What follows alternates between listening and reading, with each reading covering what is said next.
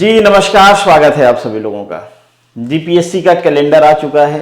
मुझे पता है कि आप में से काफ़ी सारे लोग निराश होंगे। उनके मल्टीपल रीजंस हो सकते हैं। कुछ लोगों का एक्सपेक्टेशन था कि ये वैकेंसी आने वाली हैं जो नहीं एडवर्टाइज हुई हैं, या किसी का नंबर ऑफ वैकेंसी को लेकर होगा कि इसमें ज़्यादा वैकेंसी आएंगी, उसको लेकर निराश होगा। और अगर सब कुछ ठीक रहा तो टाइमलाइन को लेकर तो निराश होगा ही। तो काफ़ी बाद में इसका एडवर्टीजमेंट स्टार्ट होता है इस कैलेंडर का। जून से आई होप सो स्टार्ट है। फिर उसके बाद ये जो रिजल्ट की बात है वो 2025 तक जा रहा है। तो इसको लेके काफ़ी सारे बच्चे डिस्कशन कर रहे थे ग्रुप में, मैंने भी देखा। निराशा है आप लोगों में, बट हर बार मैं कहता हूँ, इस बार भी वही चीज़ रिपीट करूँगा कि भाई जो चीज़ें हमारे हाथ में नहीं होती हैं, डायरेक्टली या इनडायरेक्टली जिनको हम मॉडिफाई नहीं कर सकते हैं, उसके बारे में सोच के, अपनी एनर्जी वेस्ट करके, अपना दिमाग खराब करके अल्टीमेटली कुछ हमको मिलने वाला है नहीं। अब हमारा कंस्ट्रेंट ये है कि जीपीएससी का ये कैलेंडर है, अगर हम इसको मॉडिफाई नहीं कर सकते तो खुद को मॉडिफाई कर सकते हैं। हमारा जो प्लान है, पहले हमारे दिमाग में जो था उसको पूरी तरीके से निकाल दीजिए। आपके दिमाग में क्या चल रहा था, अगर उसको मैच करना चाहोगे तो निराशा होगी। अब आपको शुरू से नए सिरे से एक नया प्लान कर लेना है। आपका जो भी कंस्ट्रेंट है उसके हिसाब से कि आपको कौन कौन से वैकेंसी को टारगेट करना है। वैकेंसी को डिटेल में हम बाद में डिस्कस करेंगे।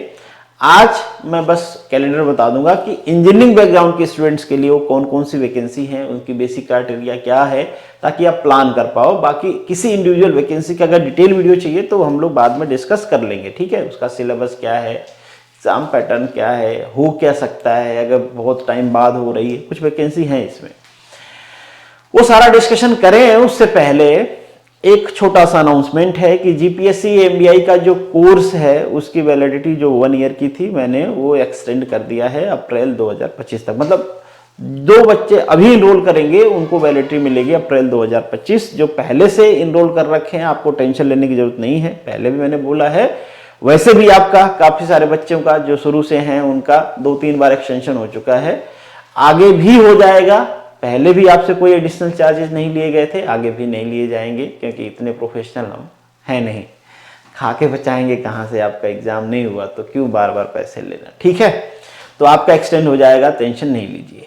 एक छोटा सा अनाउंसमेंट और है कि अगर अभी आप जीपीएससी एएमबीआई का कोर्स बाय करते हो, जीपीएससी एएमबीआई का टेक्निकल टोना ब्रांच जो बैच है वो बाय करते हो, तो आपको जो एक्ट एंड रूल है उसमें 1000 रुपीज का कूपन डिस्काउंट में, मतलब 1000 रुपीज का ऑफर कूपन आपके इनबॉक्स में मिल जाएगा। आपको करना क्या है, कोर्स बाय करने के बाद मुझे एक मैसेज करना है, ऐप में ही करना है, क्योंकि वहीं का मैसेज मैं देखूंगा। ऐप में ही मैसेज करना है और वहीं पे इनबॉक्स में ही आपको उसका कूपन मिल जाएगा।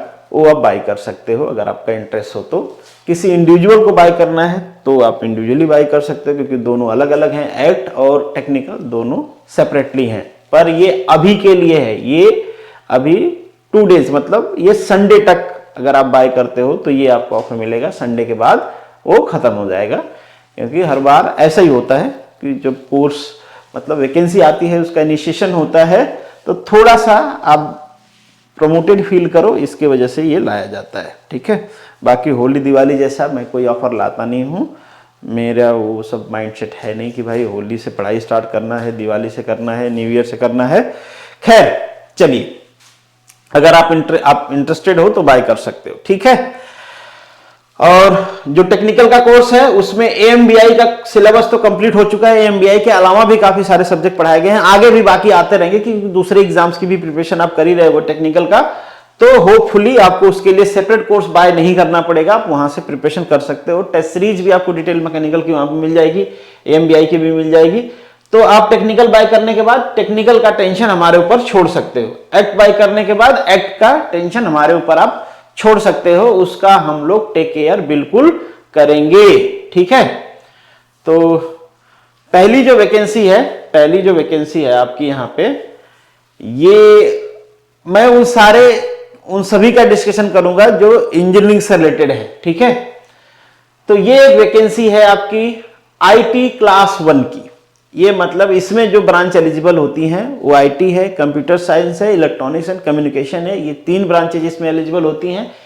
यहां पे डिप्टी डायरेक्टर की है, एक असिस्टेंट डायरेक्टर की नीचे और वैकेंसी जिसमें नंबर ऑफ वैकेंसी ज्यादा है। ठीक है, इसमें जो आपकी एलिजिबिलिटी ब्रांच क्या रहेगी वो मैंने बता ही दिया है, बाकी के ब्रांच के लोग यहां पे एलिजिबल नहीं है। इसके साथ साथ यहां पे चांस है कि आपको 8 ईयर का एक्सपीरियंस मांगा जाए इंडस्ट्रियल, ये 5 ईयर भी हो सकता है, श्योरिटी नहीं है। जनरली इस पोस्ट के लिए वो 8 ईयर मांगते हैं। ठीक है, डिप्टी डायरेक्टर के लिए वो 8 ईयर मांगते हैं। ये वैकेंसी है जो आपकी 7 नंबर पे, ये है आचार्य गुजरात कौशल तालीम सेवा क्लास 2। ये बेसिकली क्लास 1 क्लास 2 दोनों में प्रिंसिपल की आती है। प्रिंसिपल जो क्लास 1 होता है वो असिस्टेंट डायरेक्टर की पोस्ट से भी आता है उसका नाम। ठीक है, ये क्लास 2 की वैकेंसी है, इसमें 3 ईयर एक्सपीरियंस मांगता है। क्या मांगता है? 3 ईयर एक्सपीरियंस।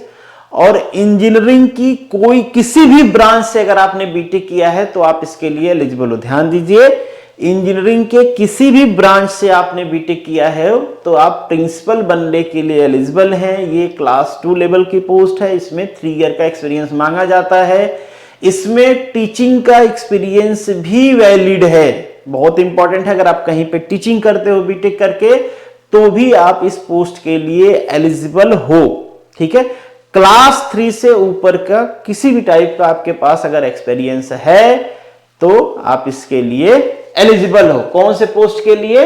इस वाले पोस्ट के लिए। नंबर ऑफ वैकेंसी भी यहां पे अच्छी है, तो बिल्कुल मेरे हिसाब से आपको प्रिपरेशन करना चाहिए। इस पे डिटेल वीडियो आ जाएगी कि syllabus, exam pattern, whatever that, ये सब हम बाद में डिस्कशन कर लेंगे।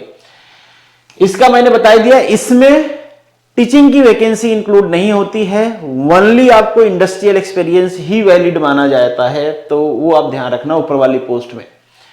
ये सारी ब्रांचेज के लिए है, तो अगर आप इसको टारगेट करना चाहते हो क्योंकि ये सबसे पहले आएगा इसका एडवर्टीजमेंट, तो आप कर सकते हो, पर आपके पास एक्सपीरियंस 3 ईयर का होना चाहिए। ठीक है, ये एक छोटी सी पोस्ट है इलेक्ट्रिकल वालों के लिए, इसके बारे में तो क्या ही बताएं, आपको पता चल गया। ये भी नंबर ऑफ काफी कम वैकेंसी है, जीएमसी की है, पहले भी इनका एग्जाम होता रहता है, म्युनिसिपल कॉर्पोरेशन का पहले भी हुआ है, I think so last year या लास्ट टू लास्ट ईयर हुआ था। तो आपको पेपर पैटर्न वो सब चीजें मिल जाएंगी, पर नंबर ऑफ वैकेंसी यहां पे भी कम है। ठीक है, इसके बाद जो इंजीनियरिंग के लिए वैकेंसी आती है, ये फिर से मैं कह रहा था यहां पे नंबर ऑफ वैकेंसी ज्यादा है, 29 है। क्या है भाई? ये असिस्टेंट डायरेक्टर की पोस्ट है। इससे पहले क्या था? डेप्यूटी डायरेक्टर की पोस्ट थी, जिसमें 8 ईयर का एक्सपीरियंस जनरली मांगता है। यहां पे जो एक्सपीरियंस है आपको वो होता है 5 ईयर के आसपास का डेप्यूटी में।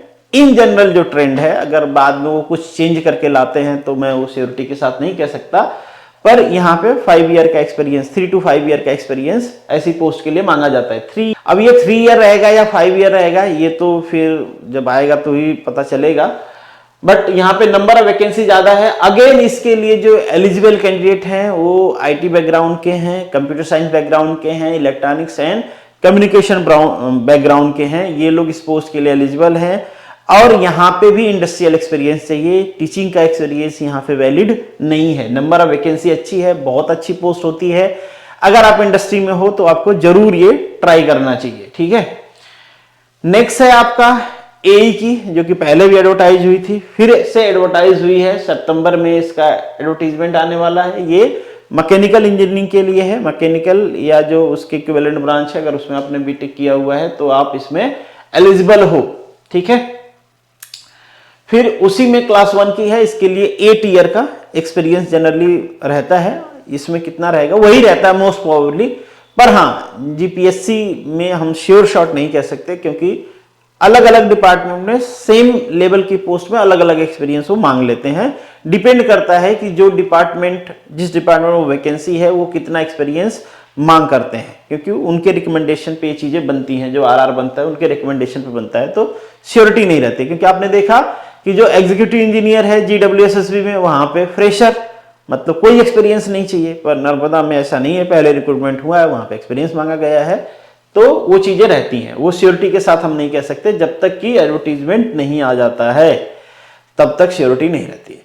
इस पोस्ट का बहुत सारे बच्चे बेसब्री से इंतजार कर रहे थे। इस कोर्स के बारे में भी मैंने पहले बताया, कंप्लीट सिलेबस है, एक जीएमबीआर बचा हुआ है एक्ट एंड रूल में, वो मैंने बस यूं ही नहीं पढ़ा है कि भाई जब आएगा तब क्या पढ़ाएंगे, सब कुछ खत्म हो जाएगा, तो तो ये पोस्ट बढ़ी है, पहले ये 25 थी, होपफुली इसमें 35 होना था, पर ठीक है 34 हुई।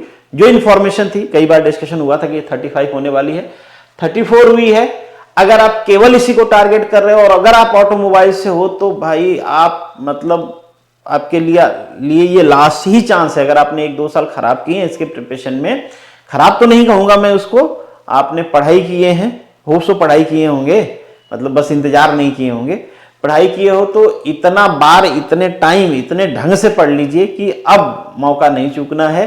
और ध्यान रखिए ये जो वैकेंसी हैं जो बाद में आने वाले हैं, इसमें अभी जितनी भी वैकेंसी जून के बाद एडवर्टाइज होंगी उसमें नए बच्चे भी आएंगे, क्योंकि जून में, ये जून में एग्जाम होता है, जुलाई में नए रिजल्ट्स आ जाते हैं। तो जो बच्चे 2024 जून जुलाई में पास आउट होंगे वो भी इस वैकेंसी के लिए एलिजिबल होंगे। तो फिर से फ्रेश कंपटीशंस भी इन वैकेंसीज में आने वाले हैं।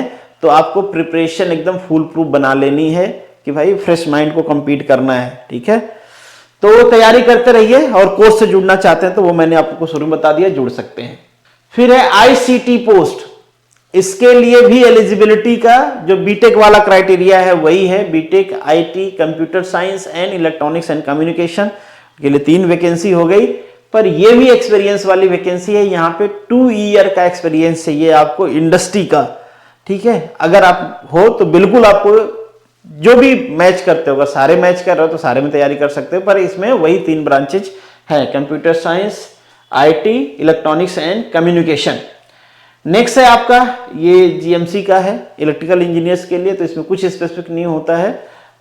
कई बार वैकेंसी इनकी आई हुई है, पहले से पेपर भी पड़े हुए हैं, सिलेबस भी पड़ा हुआ है, मोस्ट प्रॉब्ली वही रहेगा, चेंज नहीं होगा, तो आप वहां से देख पाओगे। नेक्स्ट जो वैकेंसी है ये सिविल के लिए है। अगर किसी के लिए वैकेंसी आती है GPSC में, अगर इंजीनियरिंग की बात करें तो वो सिविल है, ये सिविल की वैकेंसी है, इसके बाद भी सिविल की वैकेंसी आएगी। एक और है, ये वैकेंसी में डेप्यूटी की वैकेंसी लास्ट ईयर आई थी, जो एग्जाम हो चुका है अभी, वो मतलब उसका रिजल्ट पेंडिंग है, इंटरव्यू पेंडिंग है, बाकी चीजें पेंडिंग है। पर यहां पे भी असिस्टेंट डायरेक्टर की पोस्ट आई हुई है। असिस्टेंट डायरेक्टर की पोस्ट अगर आप इसकी तैयारी करना चाहते हो, इसके लिए चाहिए आपको एक्सपीरियंस 5 ईयर का, इंडस्ट्रियल एक्सपीरियंस चाहिए, इसमें टीचिंग एलिजिबल नहीं है, मतलब अगर आपके पास टीचिंग का है एक्सपीरियंस तो वैलिड नहीं होगा। ब्रांचेज कौन कौन सी इसके लिए एलिजिबल है? मैकेनिकल एलिजिबल है, इलेक्ट्रिकल एलिजिबल है और केमिकल एलिजिबल है। जैसे कि इससे पहले सेफ्टी ऑफिसर में या फिर डिप्टी डायरेक्टर इंडस्ट्रियल में जो क्राइटेरिया था वही क्राइटेरिया है बीटेक का, बस एक्सपीरियंस 5 ईयर का रहना चाहिए। टीचिंग एलिजिबल नहीं है, बाकी इंडस्ट्री में किसी भी टाइप का आपके पास एक्सपीरियंस है तो आप एलिजिबल हो। इंडस्ट्री में अगर आप जॉब कर रहे हो, कोई भी हो, डिजाइन हो, फैब्रिकेशन हो, कुछ भी इंडस्ट्री में किसी भी इंजीनियरिंग बैकग्राउंड के पोस्ट पे अगर आप जॉब कर रहे हो तो आप इस पोस्ट के लिए एलिजिबल हो। बहुत अच्छी पोस्ट होती है, मैनेजरियल पोस्ट है, इसके बारे में हमने पहले भी डिस्कशन किया हुआ है, आप इसको अप्लाई कर सकते हो। इसका डिटेल कोर्स मतलब पूरे सिलेबस का कोर्स हमारे पास अवेलेबल है, क्योंकि इससे पहले हमने डिप्टी डायरेक्टर और सेफ्टी ऑफिसर का प्रिपरेशन कराया हुआ है। वो कोर्स कंबाइंड होकर सेपरेटली आपको मिल जाएगा, ठीक है। बाद में इसके बारे में हम डिस्कशन कर लेंगे, वो कोर्स आ जाएगा, आप चाहो तो वहां से कर सकते हो, ठीक है। बाकी आप खुद से भी प्रिपरेशन करना चाहो तो खुद से भी कर सकते हो, कोर्स ज्वाइन करके करना चाहते हो तो कोर्स ज्वाइन करके कर सकते हो। वैसे आप जॉब करोगे तो मुझे नहीं लगता कि आपको बहुत ज्यादा पैसे की परेशानी होगी, इतने साल एक्सपीरियंस के बाद तो इतनी सैलरी हो जाती है। फिर ये सिविल की पोस्ट है, नंबर ऑफ वैकेंसी यहाँ पे भी ज्यादा है। बाकी इस स्पेसिफिक कुछ क्राइटेरिया का डिस्कशन बहुत जरूरी है, क्योंकि ये रेगुलर वैकेंसीज हैं, तो बहुत ज्यादा आपको ऐसा नहीं होगा कि भाई पता ही नहीं वैकेंसी पहली बार आ गई है, ठीक है। तो ये आपको आइडिया होगा इसके बारे में। तो ये कुछ बेसिक क्राइटेरिया जिन वैकेंसी के बारे में आप नहीं जानते थे या फिर थोड़ा डाउट हो सकता था, उसके बारे में मैंने बता दिया कि क्वालिफिकेशन और एक्सपीरियंस किसमें चाहिए, कौन कौन से ब्रांचेज एलिजिबल हैं। अब आपको तैयारी में लग जाना है। बाकी किसी वैकेंसी के बारे में पूरे कैलेंडर में, नॉन टेक्निकल की भी या टेक्निकल के भी, किसी भी वैकेंसी के बारे में आपको कोई डाउट है कि इसकी क्राइटेरिया क्या है, एक्सपीरियंस क्या है, एग्जाम पैटर्न कैसा होगा, पहले कब हुई थी, किस टाइप का पेपर आता है, तो आप मुझे कमेंट बॉक्स में या फिर टेलीग्राम पे मुझे पर्सनल मैसेज कर सकते हो। जरूरत पड़ी तो उस पर सेपरेट वीडियो बना दूंगा, जरूरत नहीं पड़ी तो आपको इंडिविजुअली मैं वो चीजें बता दूंगा। तो this is the end of this video. Thank you so much for watching this. चलिए मिलेंगे नेक्स्ट वीडियो में, तब तक के लिए all the best, good luck and जय हिंद।